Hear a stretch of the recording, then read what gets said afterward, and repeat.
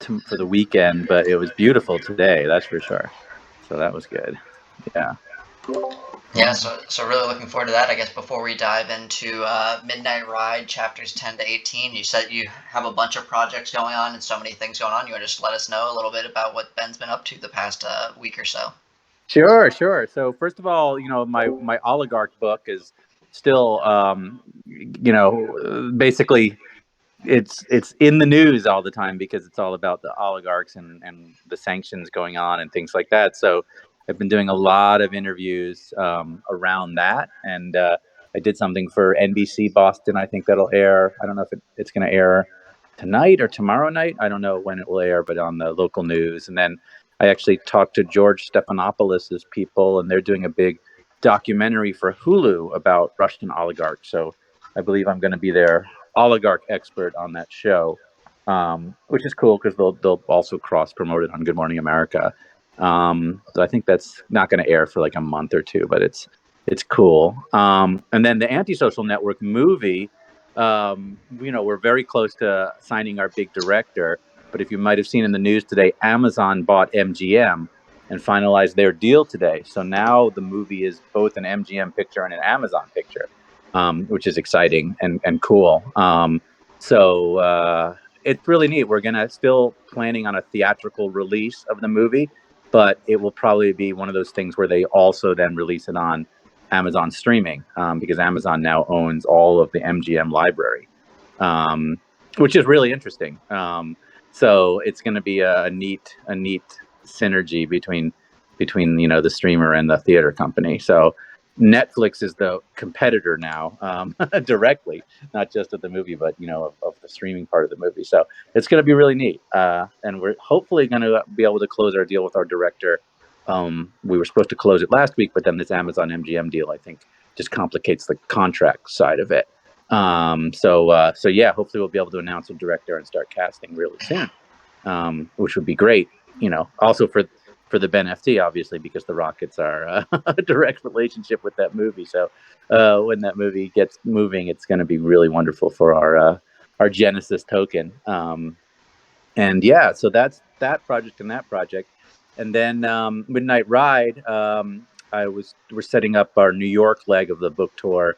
We're going to do a 92nd Street Y appearance. And the plan is actually to connect it with NFTs and have Keith Grossman of Time Magazine interview me at the 92nd Street Y.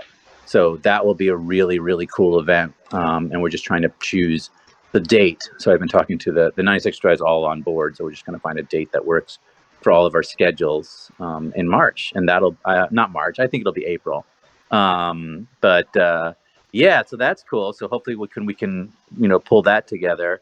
And I know I've been talking to you guys and Bunchu about doing NFT New York, right? Are we allowed to talk about that? I don't know. But we're going to try and do a talk there, which will be really amazing, and maybe an event around that. And that's not till June, but that's one of the other things. But yeah, just lots and lots of projects going on, which is really cool.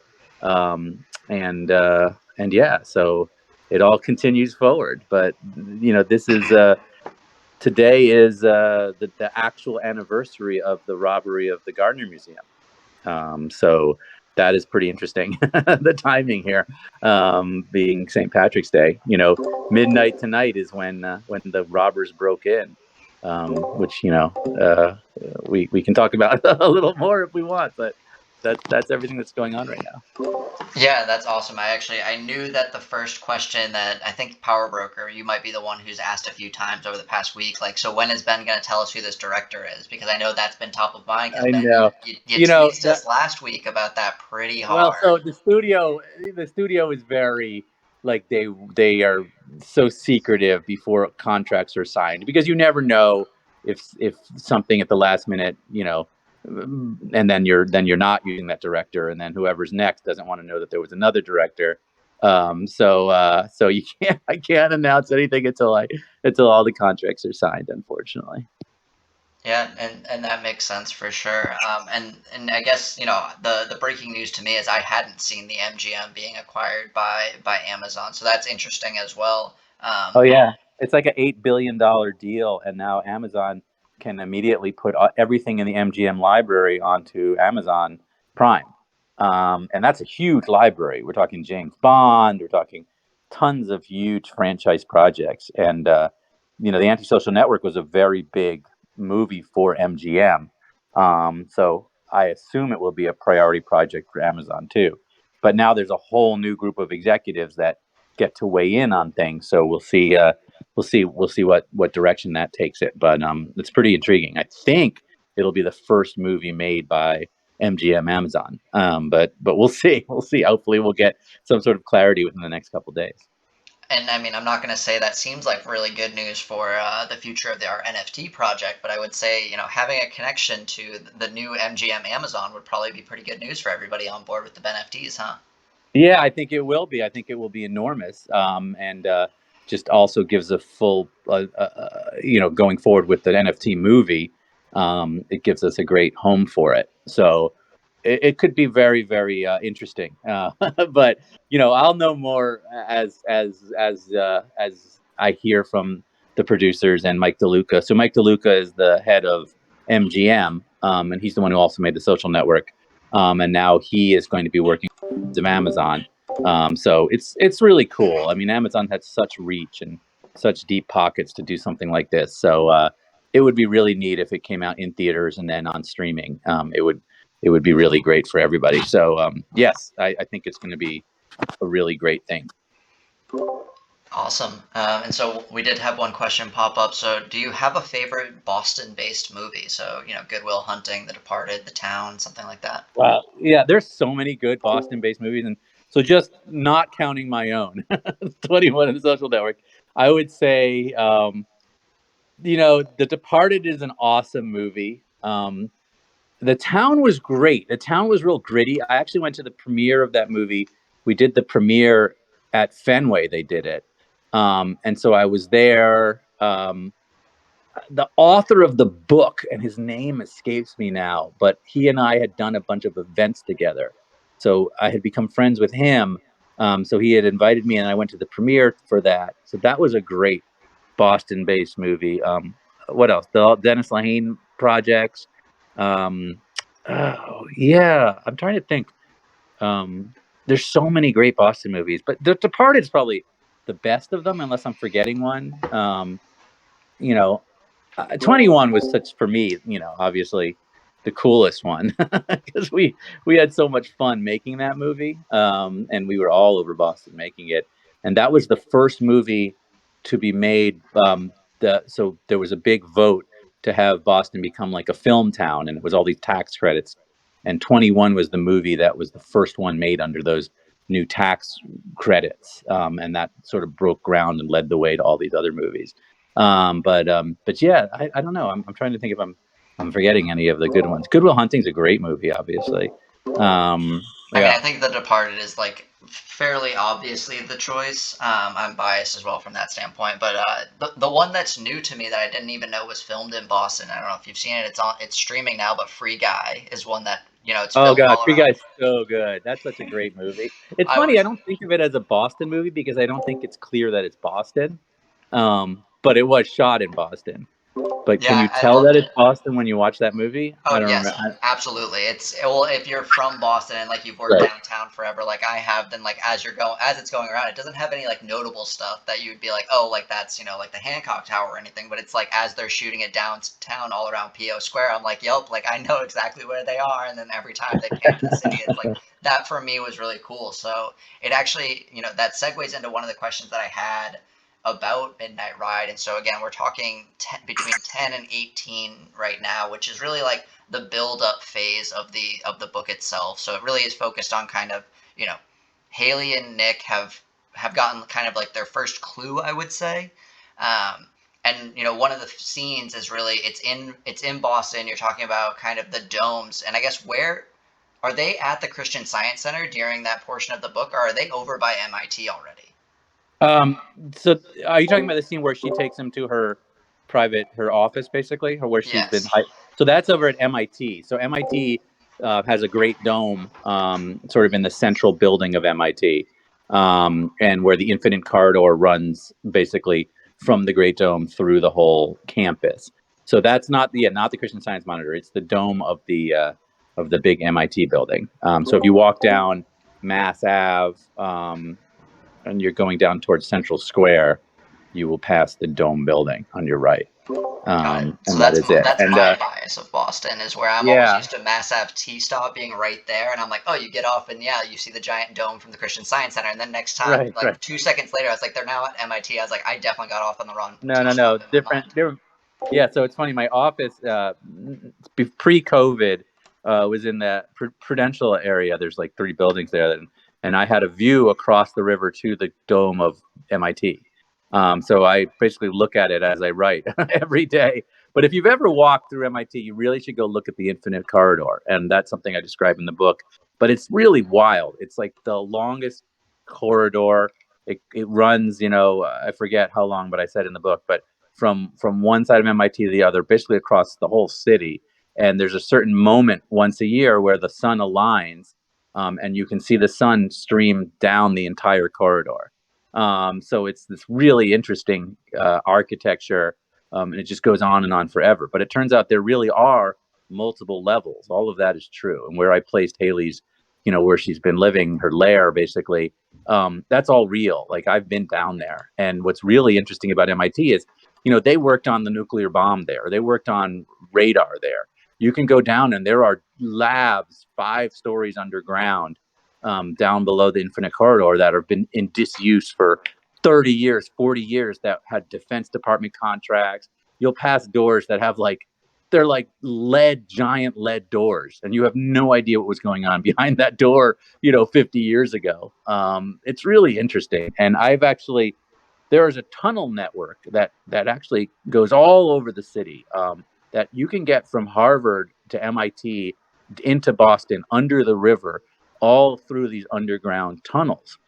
And at MIT, tunneling is like a big extracurricular. It's kind of somewhat illegal. But at Harvard, also, where I went to school, people would get keys to the tunnels, and I did actually manage to get into the tunnels my senior year. Me and 3 friends found an entrance to the tunnels in the dining hall of our house where we lived, and we went, I would say, 15 miles. I mean, seriously, we would go every night at midnight, and you'd go down to the tunnels with backpacks and flashlights, and you'd go as far as you could go, and find doors. And we got to a grate, that I believe was all the way somewhere around the river, that we couldn't get through.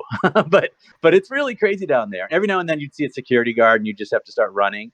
But if you know the area, basically, every building on both Harvard and MIT campus can be connected via this massive underground tunnel network.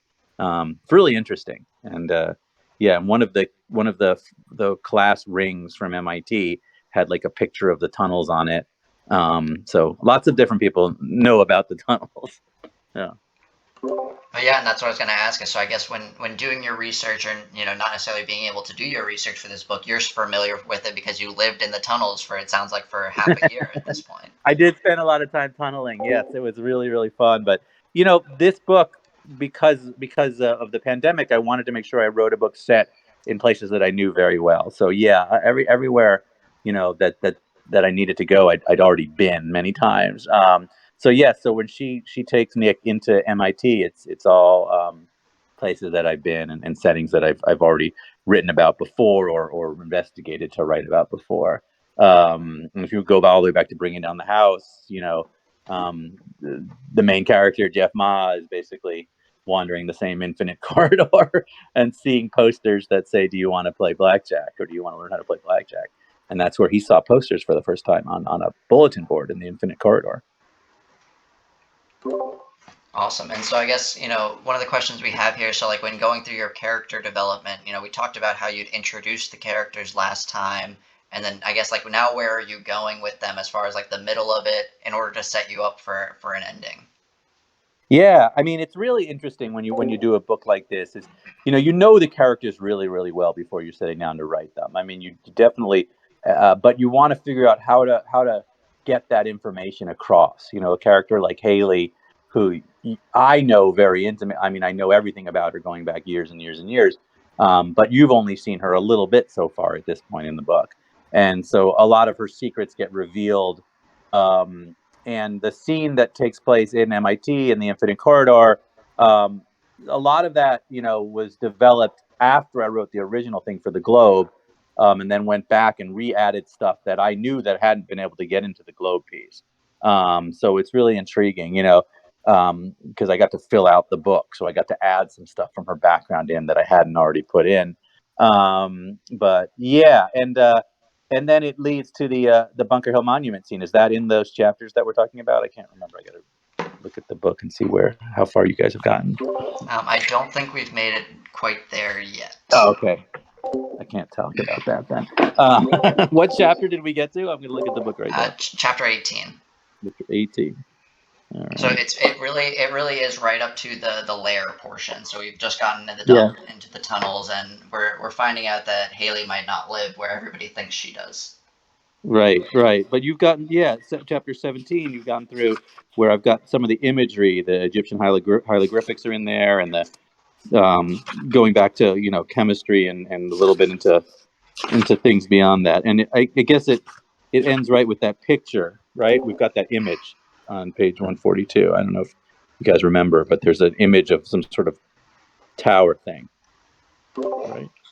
Yep, you might. I'm on chapter 138, so that might be my fault for not actually knowing how the chapter ends, which might be you're about to get some really cool stuff. You're about to get some really cool puzzle stuff, which is awesome because I know the puzzle has been really intense and really cool. So we're actually getting into some real puzzling in the book and getting towards ciphers and things like that, which is really, really neat. But yeah, I wanted to ask you a little bit about the puzzle because I have to tell you, I've been watching it, but I'm just horrific at this, at solving puzzles. And I'm amazed at the people who are actually figuring this out and solving it. I'd love to get someone else to tell me how they went about solving some of these. So it's been amazing. So we have the puzzle party Discord chat, and so honestly, if it wasn't for that conversation and some of the much smarter puzzle solvers than myself, I probably would be as lost as you've been. But ultimately, it's one of those where I'm following it, and I'm actually not able to help them at all because I don't know any better. But folks are being able to identify like what's changing each day. There's the obvious clue that ends up in the bubble itself, but then ultimately. Right. It seems like I'm actually going to forget his name right off the bat, but there's one person in there he's been putting the team on his back, I feel like, and he's been able to be like, hey, like this day one, he was like, hey, like this is a Caesar cipher. I'm trying to remember what his name is, and so if somebody throws that in the book club, I can give him a shout out here. But it's been really interesting watching them, solve it together. Some people are taking like every little Easter egg as though it's the golden goose type situation. And then other folks are just like, hey, like this seems, way too simple or way too complex. But ultimately, it's been a lot of fun watching them work together and really be able to, tackle the goal. Julian Flores, that's who I was thinking of. He's really been all over the place. Select Few is another great one. There's people who are so into puzzle solving that they've been making themselves very available to help everybody else figure it out as well. Oh, that's awesome. I mean, I love seeing it. It's like my brain doesn't work that way for me to figure something like that out. It's funny because I know, the book and stuff like that and the passages, but the images, it's just incredible. It's been awesome. And I love the way the NFT looks. It just looks really cool. With each change, it's really dramatic. So that's awesome. Yeah, very cool. Yeah. And we've been getting, between like 100 and 150 people have been filling it out. The first few days we were getting in that 150 range. I think it's leveled out around a little over 100 at this point for the past couple of days. So it's been awesome. And I think it was day 3 was when everybody basically got stumped pretty hard. So that might have been when people stopped being as active. But then we found out quickly that day 4, everybody was like, hey, this is a breeze. And I was laughing with Bunchu about it because like after day 1, there were some folks who were just like, yeah, like day 1 was really easy, and like, is it gonna ever be difficult? And then by day 4, they were just like, yep, like I need this kind of level of difficulty sometimes. I love that. I love it. Yeah, you want to find that sweet spot where it seems easy, but then it's really not easy, and then it gets everybody going. But that's awesome. But it's been really cool. Yeah, and so in the book also, I'm looking at these chapters that are in this section. So I've basically introduced the whole idea of the family here, the bad guys.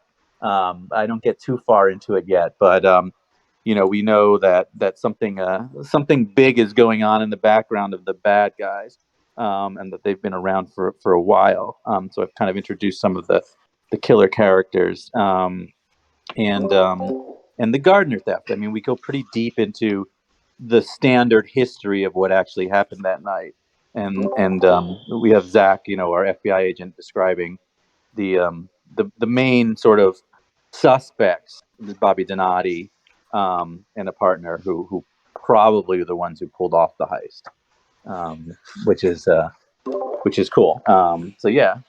So I was actually curious about that. So is the family that you're starting to develop here in the book, is this based off of like kind of the rumors that you had heard as far as like who had actually done it? I know like Donati is a Yes. real person, but is ultimately like the background beyond that, is that also part of the that kind of what led you down this rabbit hole conversation? Yeah, so if people remember that, this whole thing started from a phone call in the middle of the night from a guy claiming to have been one of the people who was involved with the robbery, who said that they, that it was a pay for order by a very, very wealthy, famous person who passed away before they could deliver the goods. So I am basing the family on who I think may have actually been the people who hired the people to rob the Gardner Museum. But I'm actually trying to be very careful and not make it too clear who I'm talking about. So as I develop it in this book and then in the next book, there's going to be some clues in there as to who I might be talking about, but I'll never be obvious for a lot of reasons. One of them, I'm not going to accuse some wealthy family of having robbed the Gardner Museum without some pretty good proof. So yes, but I am developing it based on some a real family. Got it. And I guess, what, and just I guess in general when writing, what is your goal with the kind of like this portion of the book? So you're no longer necessarily introducing new people too much, but it's all about kind of the development, right? What are you looking to solve and what are you hoping readers are taking out of it during this portion? Yeah, I mean that's a great question. So basically, the way a book or a movie or any kind of thing acts is in three acts. There's three uh, acts to a movie. There's Act One, Act Two, and Act Three. In Act One, you introduce your characters, you introduce their motivation or what they're trying to do, and you start to introduce the impediments to them getting there. In Act Two, which is what we're now entering. So Act One is probably the first 70 pages of the book or 80 to 100 pages of the book. Now we're solidly into Act Two. Um, and Act Two is really where you want them to be trying to solve problems to get to where they're going. So basically, things usually get worse and worse and worse for your main characters, and they're running into more and more obstacles trying to get where they're going. And then some big event happens at about the 200-page mark, which leads you into Act Three, where you're on this kind of end zone run to try and get to the solution or to the solving of it. And it's interesting. You can actually go to any book and figure out and actually graph them. Act One, Act Two, Act Three. They're very structured. Almost all thrillers are structured in this way. Almost all movies are structured in this way. And great scripts are all broken down like that. So even nonfiction is broken down like that. So yeah, so we're into Act Two basically, where you're having the characters, working through problem after problem, usually getting into worse and worse position or more and more danger, and then getting into some sort of event that leads you into Act Three. So that's the structure where we are now. And I guess so as you're, one of the questions we have is so, who would you cast for each of these main characters in the Ride movie if you had the choice? Yeah, so a couple of the people that we've talked to, we when Ben Affleck was dating Anna, what was her name? Anna can never pronounce her name. The one who was in Knives Out, and she's going to be in the new Bond movie, or she was in the Bond movie. Anna de Armas, is that her name? Um, so Ben Affleck and her were two of the people we're thinking of for Nick and Haley, but it's real early, so who knows? For Adrian, I always was thinking of Matt Damon wearing a wig. But I really want to cast this with Boston actors just because it's such a Boston-based book. But there's a lot of people I think who could play that character. I think Benedict Cumberbatch would be awesome to play Adrian. I think that would be really neat casting. I don't know. I mean, there's lots of different ways you could go, and yeah.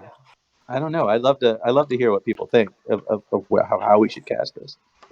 Yeah, I think that that might have to be something that Buncho and I organize, is helping figure out who can cast this, and Yeah. and I think Buncho probably should get a role in there somewhere though.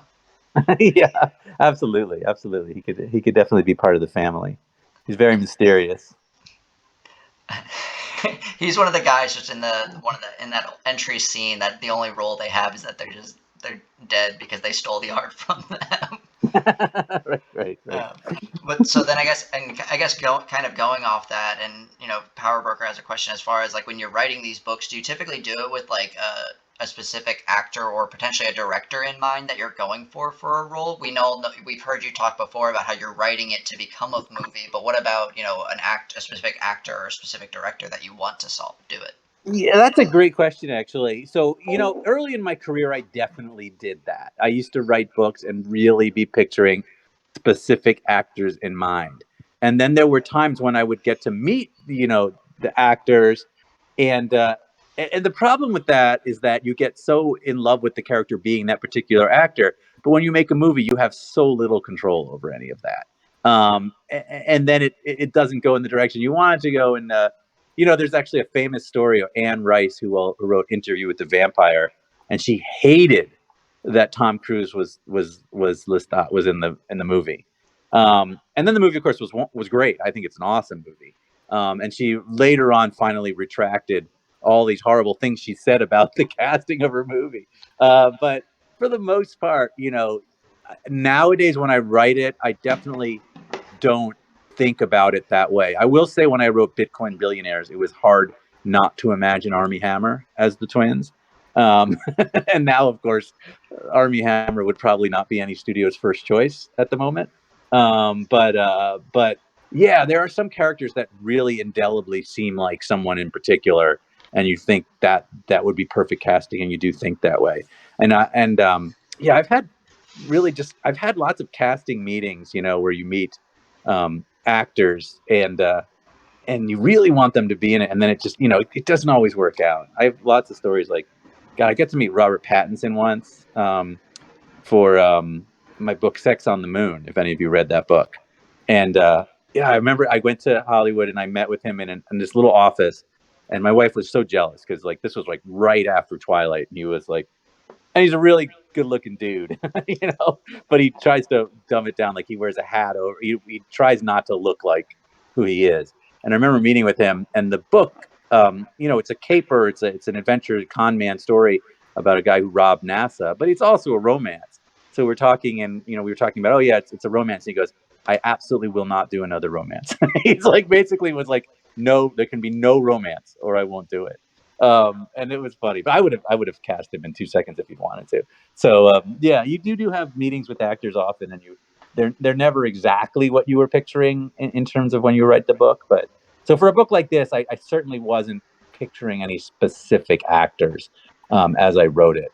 Earlier in my career, I used to do that all the time, where I'd picture Tom Cruise, in any action scene, or I'd picture, whoever. But it never really works out that way. You certainly just can't control who's going to play what. Well, so, and I guess, going back to some of the research you were doing for this book, you probably had to learn a lot about kind of puzzles and ciphers in general for it. And we all know you didn't know Scott before this book, but now you have a puzzle expert as part of the team and as part of what we're building here together. But I guess, how were you doing research? How did you even find out or like start doing the research regarding what you Well, did in the book itself?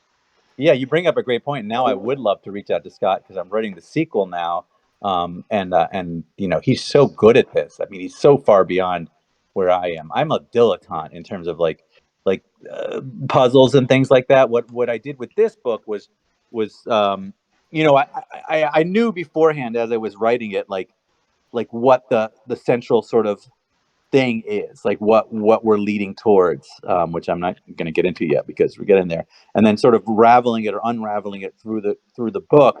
It's easier to work backwards like that, obviously, than it is to solve a puzzle.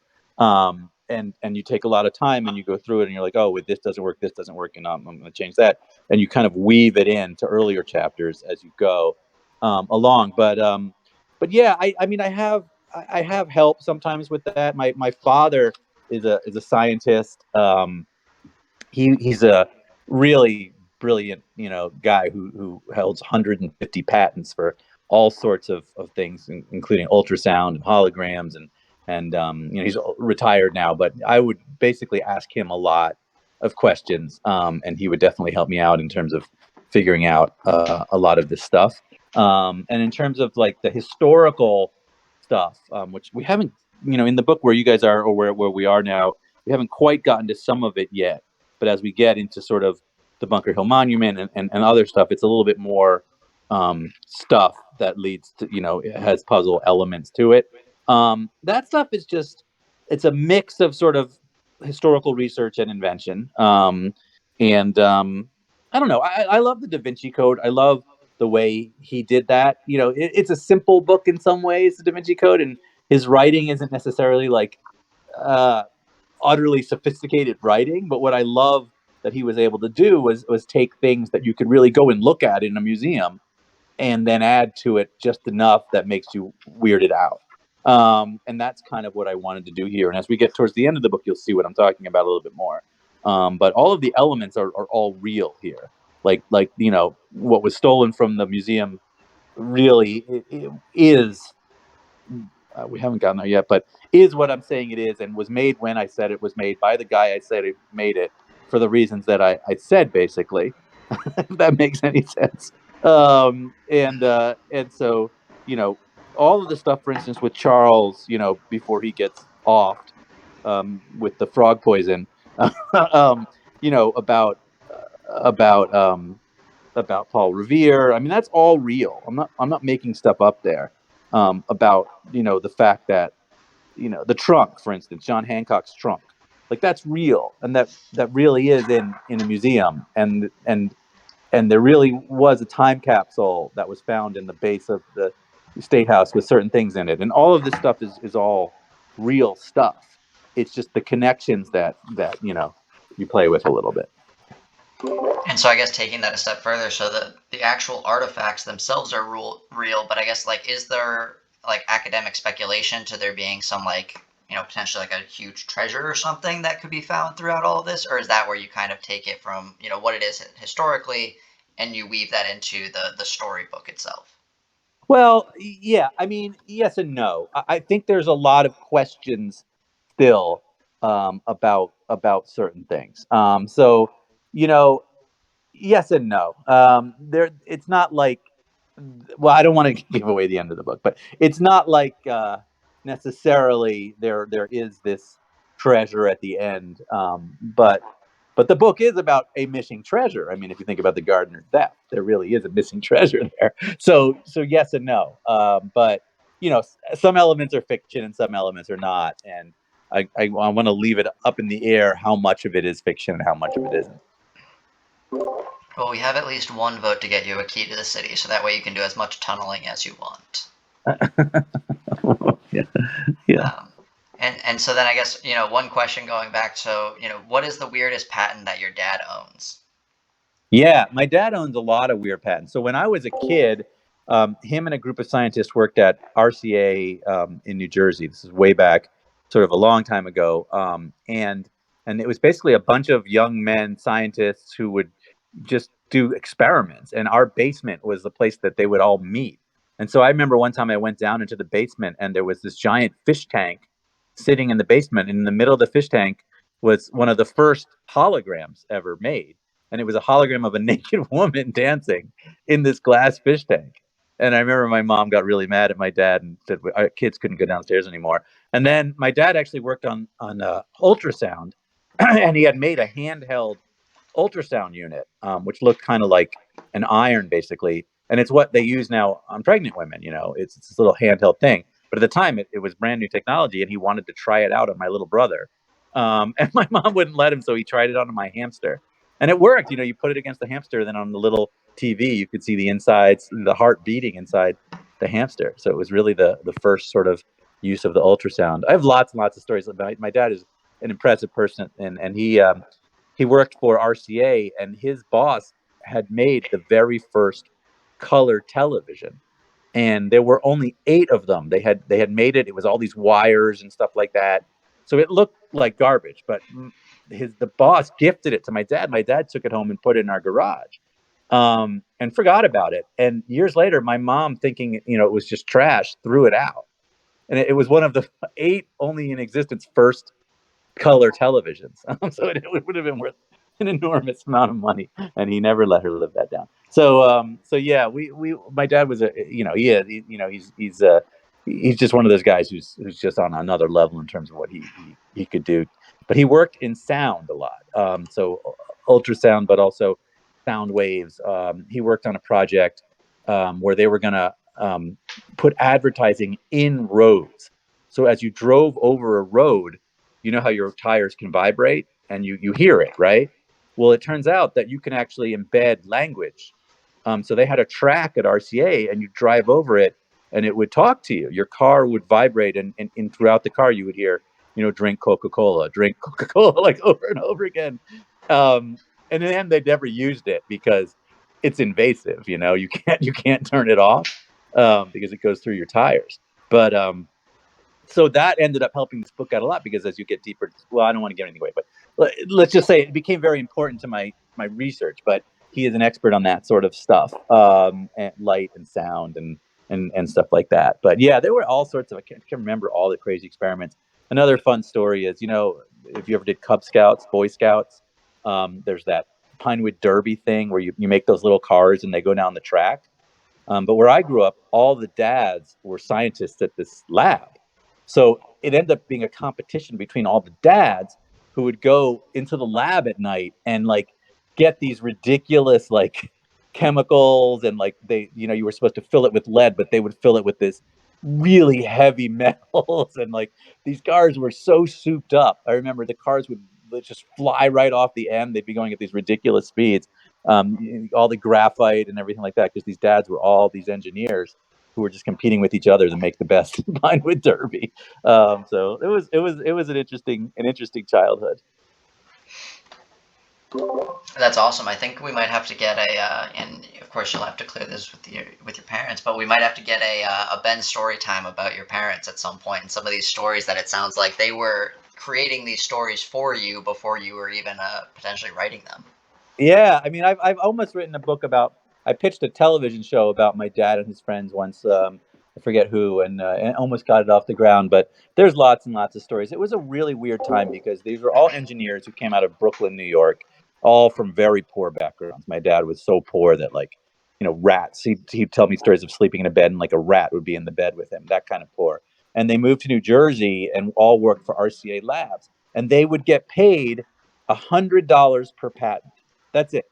So literally, these guys, his partner invented the laser disc, which ended up becoming the CD. He got $100. My dad was was one of the inventors of ultrasound. He got $100 for it. But they loved it. $100 was their prize. And the second prize was, if you got 10 patents, you got to go to the special dinner at the CEO's house, where it was all you could eat shrimp. So literally, they would go and they'd fill their jacket pockets with shrimp to bring it home to eat it, because they were all so poor. It's actually a really interesting time. So these companies like RCA and J&J, made billions of dollars off of the inventions of all of these engineers who were getting $100 a patent. And that was it. That's all they ever got. So my dad has 140, 160 patents that have been used in really amazing things. Like the holograms they use in Disney World. He holds a patent that's involved in that, and he got $100. So there you go. I mean, he'd probably love Web3 and the idea of that he can create that with a group around him that would help bring it to market rather than just $100. Huh? I mean, listen, it was a different time. They had a wonderful. They loved it. They were. It's very. They were engineers like back when you watch footage of the '60s when people put the man on the moon. The guys in the white shirts and the ties and were just excited to be inventing things and stuff like that. So, but it was interesting because what RCA ended up doing was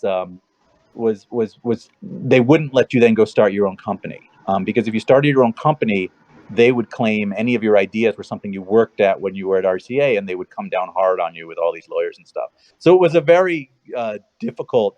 It was difficult to get out of that situation and start companies. So yeah, it was a different time. I think nowadays, obviously, you would be much more, it would be much more fair to the people doing the science, right? But it's a different era. Yeah. Awesome, and we are about 40 minutes in. So if anybody has any other questions that they want to throw out there, we'd be happy to get to them. I guess we do have a couple more, and so Bunchu says that your dad probably invented Transformers. So that, Yeah. that was probably one of his claims to fame.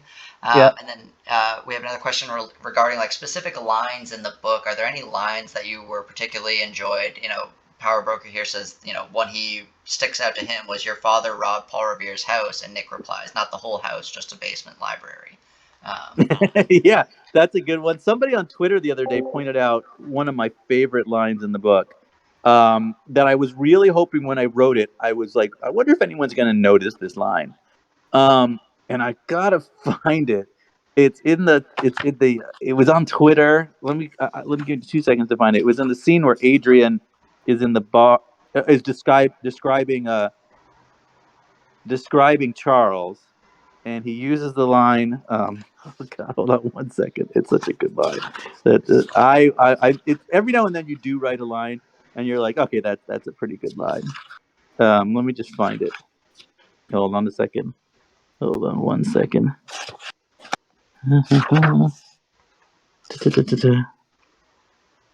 This is the chapter right here. Well, then just as a brief intermission while Ben Yeah. is searching for that. So for those of you who are still with us on the doing the puzzle itself, so a bunch of you talked about it today, but so we'll be wrapping up week one very shortly. And so like basically this weekend will be the time to put in all of your submissions for week one related to the puzzle. And then probably I think he had said midweek, we will be doing the pulling for the daily prizes for week one. So be sure to, get up to date, make sure you get those entries in, and we'll be starting to distribute some prizes next week. Yeah, I know what the line is. It was the line. The line is basically Adrian's describing himself as a peacock, and then describes Charles as. I don't want to mess up the line. I'm gonna have to find it and put it on Discord, okay? Because I don't want to mess it up. It was a really good line. But anyways, yes. I Every knew now and which then you line it do. was gonna be though. I literally was like, it's gonna be the peacock line, but I don't It remember was the what I don't remember peacock anything line. else It was either. the peacock line.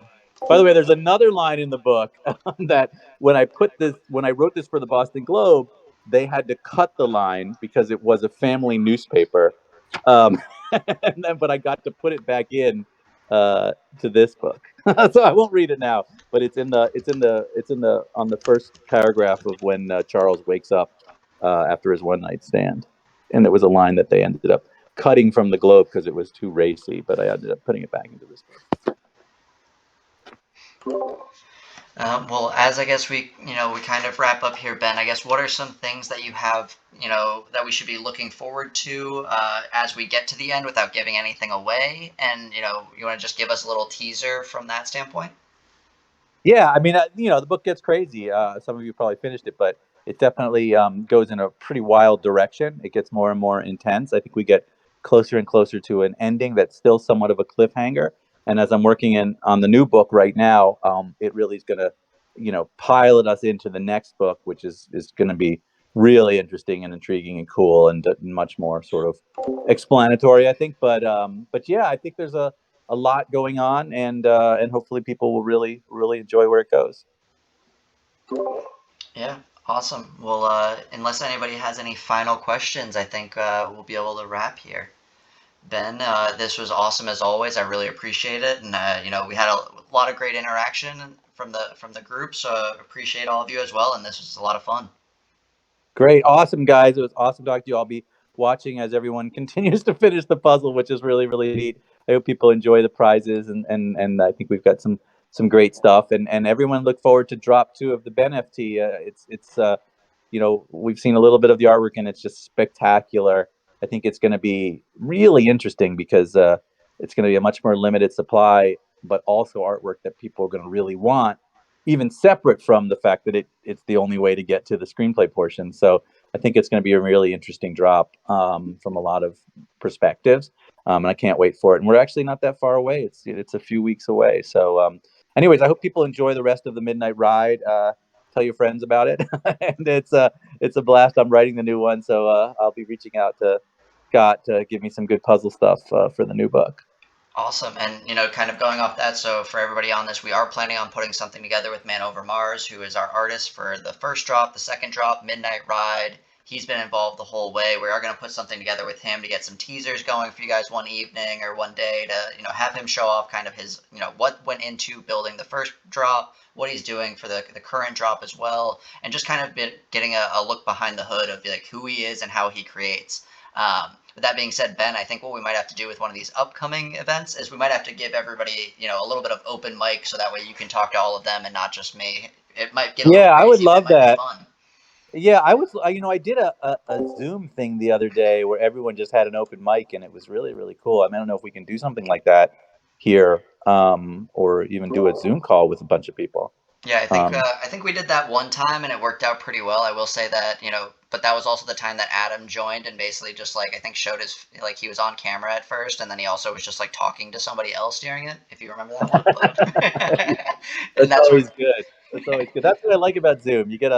People forget that it's on. You get a nice look in people's lives. It's really good. But I think that would be a blast. I would love to do a Zoom night. We should just do as big a Zoom night as we can. See what happens. I think it'll be a yeah. blast.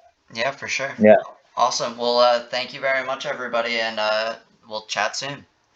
sounds good. Thanks, everybody. Bye.